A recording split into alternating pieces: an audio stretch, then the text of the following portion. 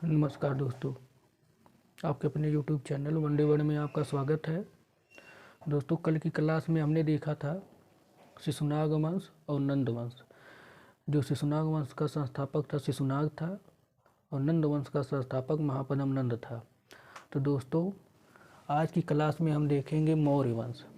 दोस्तों, मौर्य वंश का संस्थापक चंद्रगुप्त मौर्य को माना जाता है, जो इम्पोर्टेंट के परीक्षा के दृष्टिकोण से बहुत ही इम्पोर्टेंट है।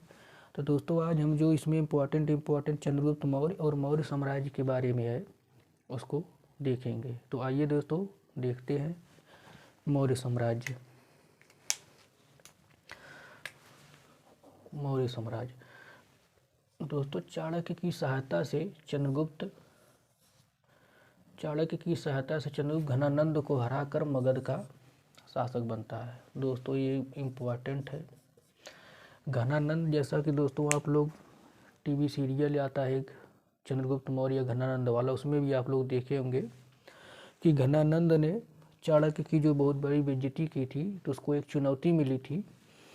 तो उन्होंने चाणक्य ने उस समय जो चंद्रगुप्त मौर्य को अपना चेला बना करके या अपना शिष्य बनाया, उसी को जाकर फिर घनानंद के लिए तैयार किया था हराने के लिए। तो दोस्तों, इस तरीके से जो चंद्रगुप्त था वो घनानंद को हरा करके मगध का शासक बनता है।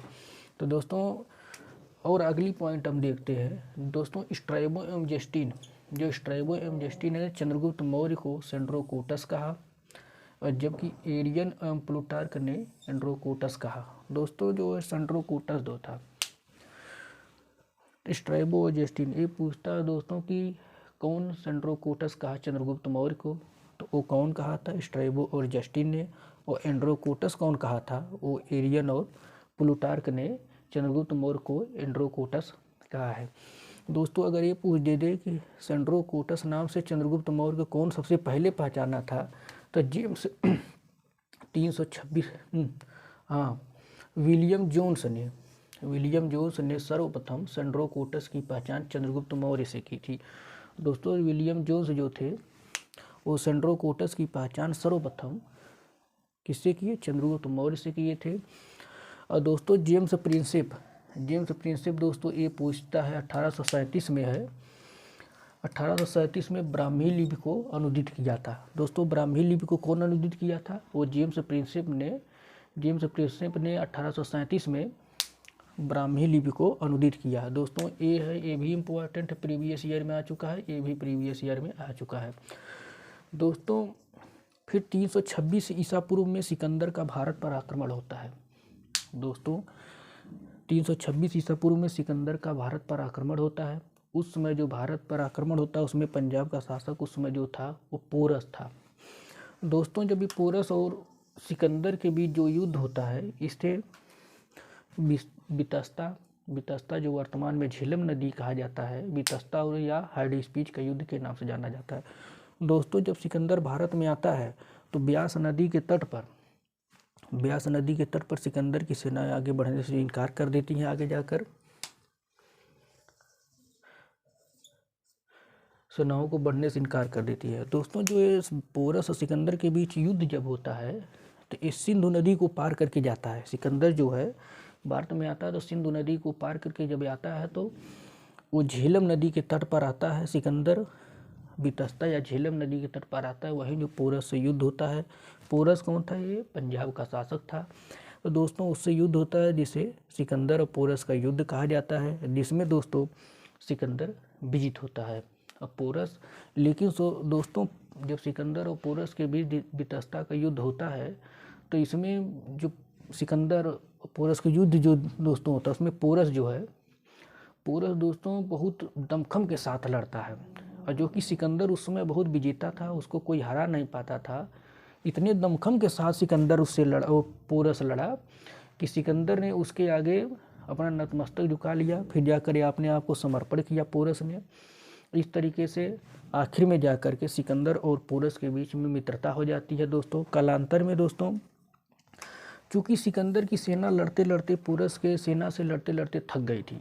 दोस्तों, तो वो ब्यास नदी थी, आगे जाकर कि ये सोचा और विस्तार किया जाए, लेकिन विस्तार नहीं हो पाया क्योंकि इनकी सेना जो कि सिकंदर की वो थकी हुई थी और व्यास नदी के तट के व्यास नदी को इनके सैनिक जो होगी पार करने को मना कर दिए और व्यास नदी से ही नंद साम्राज्य की सीमा का आरंभ होता था। तो व्यास नदी की जो है व्यास नदी के पार नहीं किए, व्यास ही नदी से जो होते नंद वंश के संस्थापक बताए महापन्ना नंद थे, वो नंद साम्राज्य की सीमा आरंभ होती थी दोस्तों। उसी समय जो नंद वंश का शासक था वो घनानंद था, उस समय वहाँ का शासक घनानंद था दोस्तों। तो इस तरीके से दोस्तों इन लोगों के बीच सिकंदर और पोरस के बीच मित्रता हो जाती है। यहाँ पर इसकी सेनाएं रुक जाती हैं, सिकंदर की आगे नहीं बढ़ती है। फिर दोस्तों पूछता है सिकंदर भारत में कितने महीने रहा? ये 19 महीने रहा था दोस्तों। सिकंदर भारत में 19 महीने रहा था दोस्तों। फिर 305 ईसा पूर्व में सिकंदर फिर भारत पर आक्रमण करता है। वो आक्रमण किसके विरुद्ध होता है? वो चंद्रगुप्त मौर्य के विरुद्ध होता है दोस्तों। ये युद्ध होता है दोस्तों, परिणाम इसमें ये निकलता है कि चंद्रगुप्त मौर्य विजेता बनता है और इसमें दोनों के बीच संधि होती है।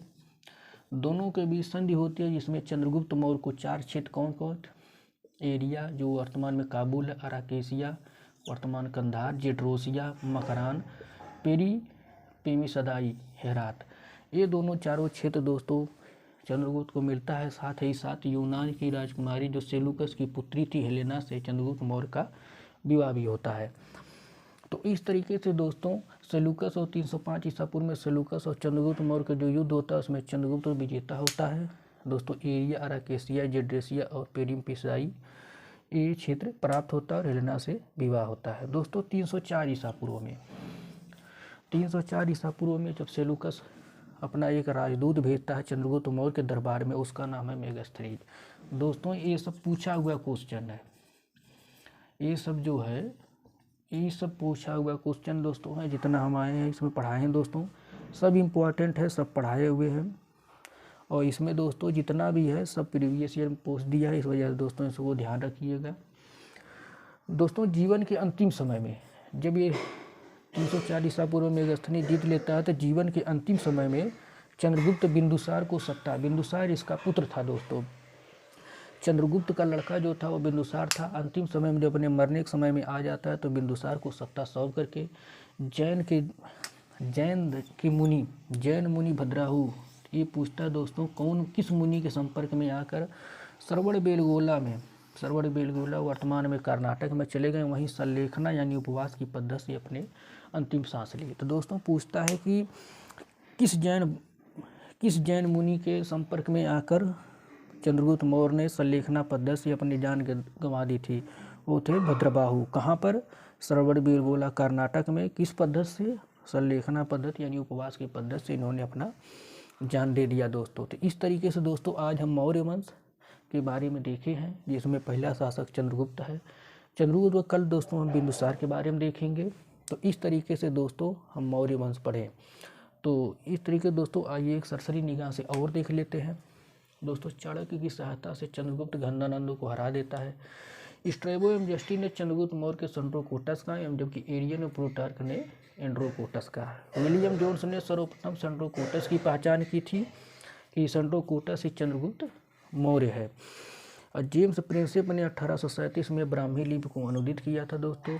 326 में सिकंदर एवं भारत पर आक्रमण करता है, जो वितस्ता या हेडिस्पीच के युद्ध के नाम से जाना जाता है, जिसमें सिकंदर की विजित होता है। अब व्यास नदी को उनके सिकंदर की सेना पार करने को मना कर दी जाती है क्योंकि घनानंद की सीमा वहीं से चालू हो जाती है दोस्तों। कालांतर में सिकंदर भारत में 19 महीने रहता है। 305 ईसा पूर्व में फिर सिकंदर भारत पर आक्रमण करता है, जिससे चंद्रगुप्त मौर्य की और सिकंदर की भिड़ंत होती है, जिसमें चंद्रगुप्त मौर्य विजेता बनता है। दोनों के बीच संधि होती है, जिसमें चंद्रगुप्त मौर्य एरिया अराकेसिया जेड्रेसिया पेरिपसदाई चंद्रगुप्त को मिलता है और साथ ही सेलुकस की पुत्री हेलेना से विवाह हो जाता है दोस्तों। फिर कालांतर में 304 ईस्वी में सेलुकस ने अपने राजदूत मेगास्थनीज को चंद्रगुप्त मौर्य के दरबार में भेजा दोस्तों। इस तरीके से जीवन के अंतिम समय चंद्रगुप्त बिंदुसार को सत्ता सौंप कर जैन मुनि भद्रबाहु के संपर्क में आकर श्रवण बेलगोला के यानी कर्नाटक में चले गए, वहीं संलेखना यानी उपवास करके अपने प्राण को त्याग दी है। तो दोस्तों इस तरीके से मौर्य वंश आज पढ़ा है दोस्तों। तो इस तरीके से दोस्तों आप लोग पढ़ लीजिए। धन्यवाद दोस्तों, हमारे चैनल को सब्सक्राइब जरूर करिए। मिलते हैं एक अगली अच्छी क्लास में। धन्यवाद, जय हिंद।